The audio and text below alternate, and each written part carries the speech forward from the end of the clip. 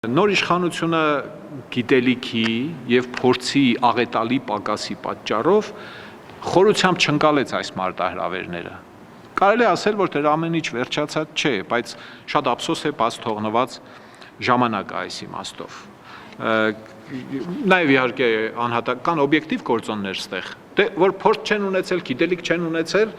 դրանք օբյեկտիվ են, որտեղ նախկին իշխանությունները թույլ չեն տվել քաղաքական ուժերի պատշաճ աճ, զարգացում, կայացում, գազոնը հենց աճել է, պատկերավոր ասած, հենց էլ թափել են կողքին։ Հեղափոխությունից հետո գրեթե անմիջապես հանրային ոլորտում սկսեցին ձևավորվել տարբեր մտքեր առայն, որ անհրաժեշտ է առաջին հերթին, որպես առաջնահերթություններից մեկը անհրաժեշտ է իրականացնել դատաիրավական բարեփոխումներ, քանի որ դա դատական համակարգը պետական մեքենայի ամենակարևոր բաղադրիչներից մեկն է և բոլորս գիտենք, որ դրա գործունեությունը երկար տարիներ եղել է կիսախաբան վիճակում և դատարանները չեն եղել անկախ և մեծամասամբ եղել են ոչ պրոֆեսիոնալ և դա օրակարգային խնդիր էր։ Սակայն սպասելիքները այդպես էլ չարդարացան 2019 թվականին, երբ իշխանությունները հայտարարեցին վեթինգի գործընթացի մեկնարկի մասին և տվեցին նաև սկիզբ հանրային լայն քննարկումների, որոշակի չափով հուսադրող էր դա, այդ թվում մեր կազմակերպության համար և որոշակի նախագծեր հայեցակարգեր ներկայացվեցին, սակայն ցավոք սրտի ոչ մի,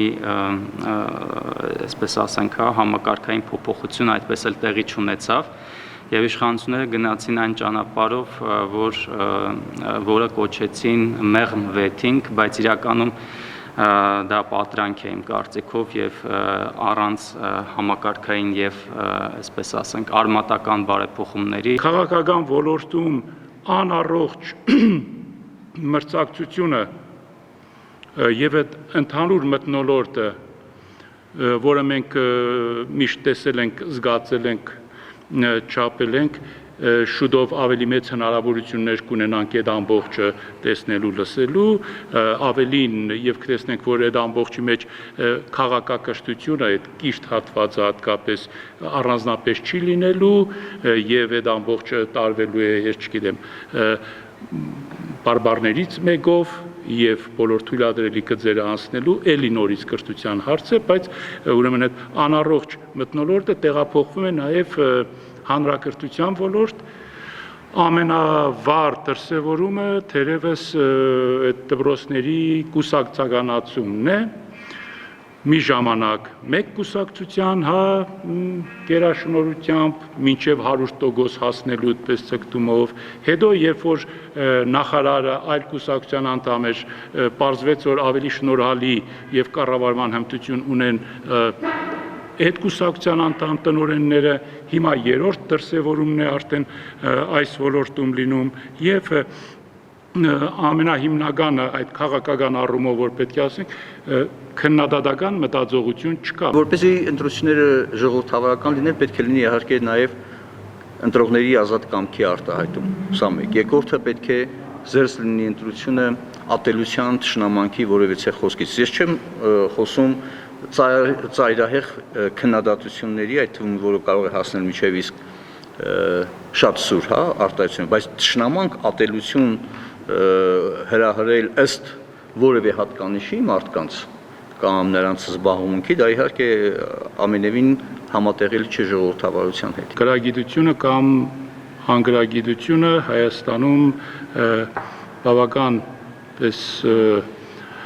անհանգստացնող և ահագնացող չափերի է հասել, մանավանդ եթե գրագիտությանը մոտենում ենք նաև ֆունկցիոնալ գրագիտության առումով, գործառնական գրագիտության առումով, ապա մենք տեսնում ենք, որ համատարած է դա, թիմ համակարգում ընդգրկվածների գերակշիռ մասը այդ ոլորտին բացարձակ ոչ էլ տիրապետում է, ավականու անդամ, չնչին բացառություններով վարչական ղեկավարներ, համայնքների ղեկավարներ և այլն, ֆունկցիոնալ առումով չեն տիրապետում։ Դրա համար էլ այս ոլորտը տեղում տոպում է եւ այն փրկության օղակները, որոնք երբեմն նետվում են,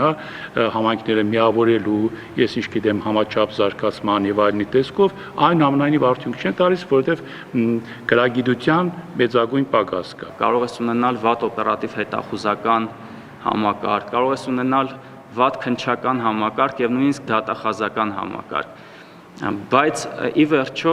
այս բոլոր համակարգերի թերությունները հնարավորություն է ստեղծվում շտկել դատարանում գործի վարույթի շրջանակում, որովհետեւ վերջին, այսպես ճշմարտության ատյանը ի վերջո դատարանն է եւ քրեական արդարադատության ոլորտում եւ ընդ որում մյուս ոլորտներում, քաղաքացիական իրավական կամ վարչական,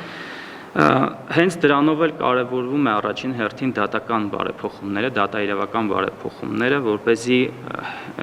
դրանից հետո աստիճանակարգային կարգով հնարավորություն կլինի արդեն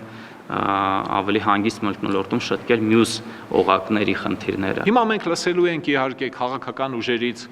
իշխանությունից այս քարոզարշավի շրջանակներում չարածը անելու խոստումներ, նման խոստումներ մենք նախկինում էլ ենք լսել, բայց նրանք առարկայական չէին։ Նրանք կիսատ ենք թողել, թույլ տվեք շարունակենք բանեսկոմ ենքոմ ու ձևական էին, որտեղ գիտեին, որ ընտրությունները իրենք սարքելու են իրենց հաղթելու բանով։ Այս իշխանությունը քարոզարշավի շրջանակներում անպայման ասելու է, դատաիրավականն են, հիմա էլ է ասում է մենք սխալվել ենք, լավ չենք արել, կոպիտ սխալ ենք, թույլ թավից չի լինելու, ինչ է, երկաթբետոն է լինելու, երեկվա խոսակցություններն են, եթե չեմ սխալվում, էլի, հա, ես արդեն մենակ վերնագրերն եմ կարդում, առողջություն չկա այդքան։ Հա, եւ գլխավոր հարցն է ծառանում բոլորիս առաջ։ Բոլորին խնդրում եմ մարդկայնորեն, հենց կգան, որ ուժ ուզում եք, հա, կգաք սկսի պատմել, որ Մասիս սարը մերն է լինելու, ասեք հրաշալի է, հարցրեք ինչպես։ Կգան ասեն անօթևաններին ապահովելու ենք բնակարաններով, կասեք, այ մարդ sense մուրազ տեխնազու կլինի որ դուք եք, բայց ասեք ինչպես։ Կգանք ասեն Շուշին վերադարձնելու ենք, ասեք ինչպես։ Շատ հարցեր մի տվեք, ասեք ինչպես։ Ճանապարհային քարտեզը մեզ պատմեք։